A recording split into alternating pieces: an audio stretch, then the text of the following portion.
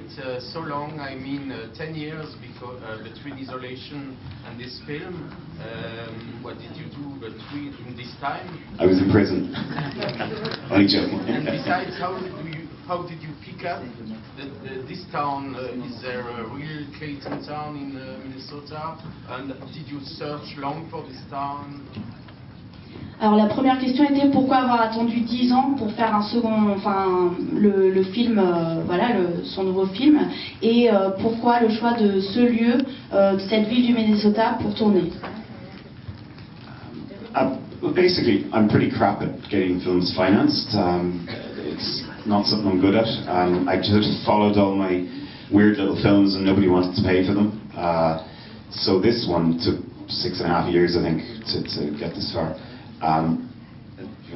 Ouais, tout d'abord, je suis assez nulle en fait pour rassembler des fonds. Donc le temps que ça se fasse m'a pris déjà 6 ans et demi.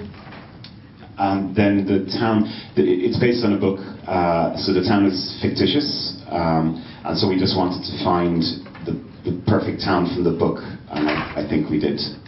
Et en ce qui concerne le lieu du tournage, en fait le film est basé sur un livre. Dans le livre, le lieu est fictif, donc il nous fallait vraiment trouver un lieu qui colle parfaitement à l'atmosphère du livre. Anybody else?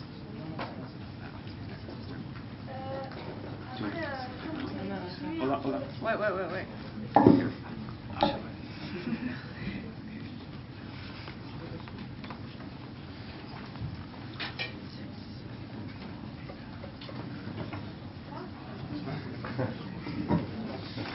Comme vous avez continué un peu la série sur les livres, vous pensez qu'il y aura un 2 ou pas? I'd like to. I don't want to spend another 6.5 years trying to. There's a basic rule of thumb that if a film makes a certain amount of money, even if you kill off all the characters, they'll find a way to make a sequel. In this case, there's 6 books, so it would be a natural sequel, but as of yet, we haven't had that phone call. Alors bien sûr, j'aimerais faire la suite des livres en film. J'espère que ça prendra pas 6 ans et demi, une fois de plus, pour rassembler l'argent pour ça. Après, vous savez très bien que quand un film fonctionne bien, les producteurs trouveront tous les moyens, même si tous les personnages sont morts, pour les faire revivre et pour qu'il y ait un deuxième volet. Good question. Encore une question? Oui. Quel matériel vous avez utilisé pour filmer? Quel matériel vous avez utilisé pour filmer? We filmed on 16mm or Super 16mm, and with 2 ARRI cameras. Robbie, the cameraman, we went to film school together, and he owns the cameras. And it's hard to get stuff made on film now. I've got a little longer bit, but first of all. Donc on a tourné en 16 mm et le caméraman a 2. Des caméras ARRI. C'est sûr que c'est difficile de tourner sur pellicule maintenant, mais je vais continuer. Yeah, so I've always liked shooting on film. I've only made 1 digital film and I didn't like it at all. So the problem was that Robbie likes shooting on Fuji film stock. They don't make it anymore, so when they shot, he bought enough film stock for 2 features. One for a director called Andrea Arnold, who just did American Honey, and the other one for this one. And we kept it in my garage for 3 years while we tried to raise the funding. So we might, I don't know if there's more stockpiled out there, but this might be the last Fuji film. Et donc Robbie Ryan, mon caméraman, avait acheté en fait suffisamment de films parce qu'il tourne uniquement. J'avais déjà fait moi-même un film en numérique, mais ça m'avait pas vraiment plu. Et j'adore tourner sur pellicule. Donc Robbie Ryan avait acheté suffisamment de métrages pour faire 2 films en fait. L'un est parti dans le tournage de American Honey. It won the jury prize in Cannes. D'accord, American Honey qui a remporté le prix du jury à Cannes, et un autre pour ce film-là. Donc c'est peut-être les derniers films réalisés avec une pellicule Fuji. My kids used to come into the garage and look at these, because Fuji threw in the fridges because they weren't using them, and my kids would come in and look at like these 3 glass things filled with film stock, and they'd bring their friends in, these strange artifacts in the garage. Et comme on avait conservé les films, on avait acheté la pellicule et le temps qu'on l'utilise, ça avait mis 3 ans. Donc on avait entreposé tout ça dans un frigo dans le garage. Et je me souviens, mes gamins ramenaient leurs amis dans le garage pour admirer cet étrange artefact qui étaient les bobines de films. Hey, Bill's back. We get a microphone. Est-ce qu'il y a un autre microphone là? Here, I'll come around. Throw it. Where are you?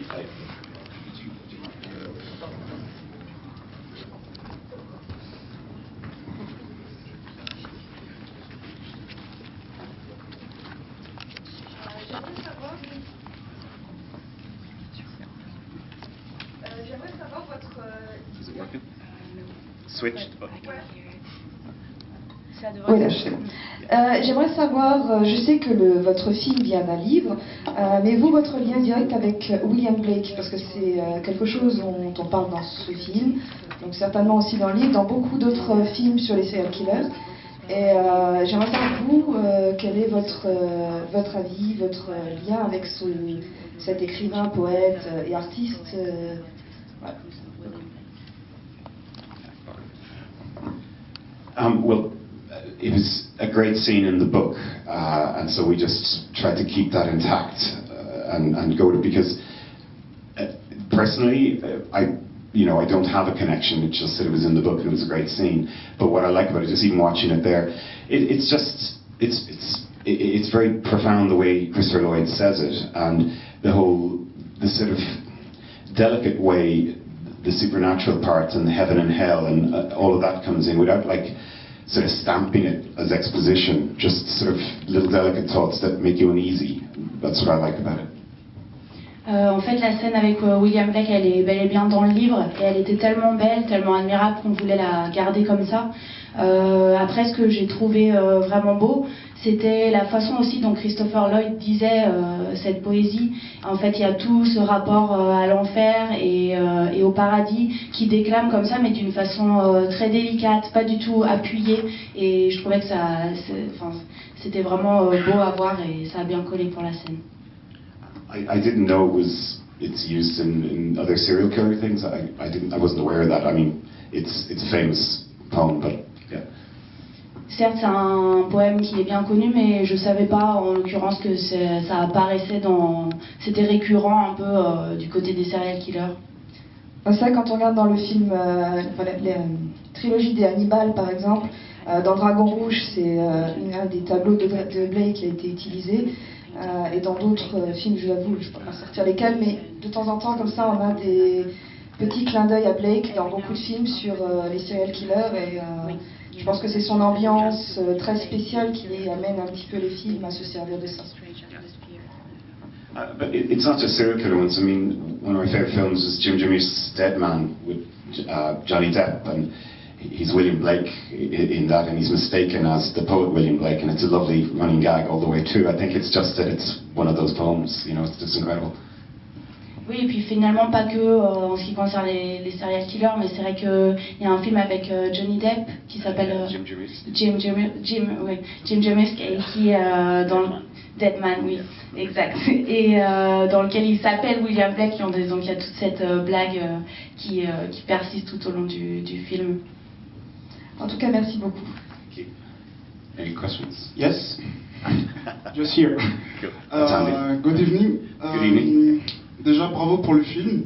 C'est une très belle histoire d'amour. Un peu spéciale. J'ai une petite question. Durant tout le film s'appelle I'm Not a Killer. Et durant tout le film, on voit le personnage qui fait des efforts pour ne pas tuer. Mais ce qui est bizarre, c'est qu'à chaque fois qu'il appelle à l'aide, il y a des gens qui meurent. Est-ce que c'est un indice pour ce qu'il va devenir plus tard? Wow, that's tough. Sorry. So let me think. Does it give you a clue what's going to come later on? When he called the police. Yeah. For example. Yeah, this really does upset John because he doesn't think anybody's going to believe him, and when he does go for help, they die. So it makes it even more complicated for him, and then that's when he decides to go it alone, which is sort of his nature anyway, I think. But yeah, I hadn't really considered it going further. To be honest with you, I've read the first 3 books, but not the last 3, because Dan wrote them together in like 2009, I think. I'll stop there. I'll continue. Et oui, vous avez raison, en fait, quand John appelle à l'aide comme ça, et appelle la police, ils finissent par mourir, donc il décide à mener son enquête tout seul au final. Et en fait, Dan Wells a continué à écrire des livres jusqu'en 2009, et l'idée en fait de la progression du personnage je l'avais pas vraiment clairement en tête, puisque les livres se poursuivaient. And so he wrote the latest 3 books quite recently. So I've only read the first 3 because I didn't want to, and I read them a long time ago. When we were getting ready to make the film, I didn't want to have my opinions changed by what he wrote later. And so I just kept it to the first book, pretty much having, like not thinking ahead too much. And we tried to, because it would have been too easy to take some of the characters and some of what happened in books 2 and 3 and bring them into the film, but we tried to keep pure and just do the first one. So yeah, I don't know what's going to happen with the story going on. I haven't had to think about that. So. En fait, j'ai choisi consciemment de laisser un peu le mystère de la suite des livres se poursuivre, en me fixant moi-même sur le premier livre en fait que j'avais lu, puisque il a écrit les 3 derniers assez récemment, et du coup on n'avait pas envie forcément de laisser un peu des indices ou de s'avancer sur la façon dont les personnages allaient évoluer, parce qu'on voulait aussi garder en fait l'idée du premier livre et avoir une vision assez claire du personnage. Ok. Oh, it's gonna be a fight. Maybe 2 quick ones? How are you in troublemaker? Okay. Hands up again, who's...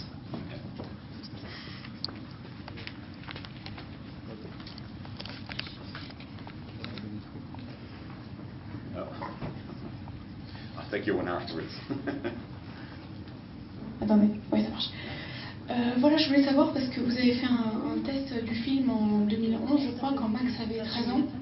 Et je voudrais savoir pourquoi avoir fait le film quand il était plus âgé. Because it took that long to raise the money. It's very simple. We knew about Max because he'd done a short film with my producer Nick, a little film called Blinky, just after he did Where the Wild Things Are with Spike Jonze. And he was 13 then, and we thought, right, we were going to do this test, let's get Max involved in it, because we figured it would take 1 year to 2 years to raise the money, and he'd be 15, which is what he is in the book. But it took 4 years, and he was 17. And we were each year, because with the financing we had this snow window, like when a certain time of the year came, if we hadn't raised the money and the snow went, we lost the money, and that happened 4 years in a row. So he was 17 when we shot, and I don't know if we could have gone another year, he'd have been 18. We used to joke, because he lived in America. Actually, I'll stop and... Donc Max, on le connaissait, mon producteur avait tourné un court avec lui qui s'appelait Blinky, et juste après qu'il tourne Max et les Maxi Monstres, et on se disait que c'était vraiment le personnage qu'il nous fallait pour ce film. Et une fois de plus, question de financement, en fait on a mis 2 ans à réunir des fonds, et puis après c'était encore pas suffisant, donc on avait des espèces de fenêtres d'opportunité qui se fermaient si on n'avait pas réussi à avancer la somme au moment où il neigeait, puisqu'on voulait tourner période de l'hiver. Donc 4 ans sont passés comme ça sans qu'on puisse tourner avec lui, et finalement c'était vraiment la dernière chance qu'on puisse tourner à ce moment-là, parce que je pense qu'après Max aurait sans doute été trop âgé. Because we all live in Ireland, and Max lives in Portland in Oregon, and we would talk on the phone occasionally or email, but we used to joke that, because when we shot the test, his voice hadn't broken, and we were joking like that, he'll arrive on set and he'll be 20 stone going, "Hey guys, how you doing?" But he's fine, as you can see. Et on avait peur que, comme on a tourné les tests quand il était vraiment tout jeune, que le temps qu'on puisse réussir à monter le film, là il arriverait avec une voix vraiment mature, quoi. Avant il avait sa petite voix d'enfant, donc on s'imaginait le monstre arriver tout grand et que ça collerait plus du tout. Bon, faut qu'on s'arrête parce qu'on a un peu de retard. Merci beaucoup, Billy.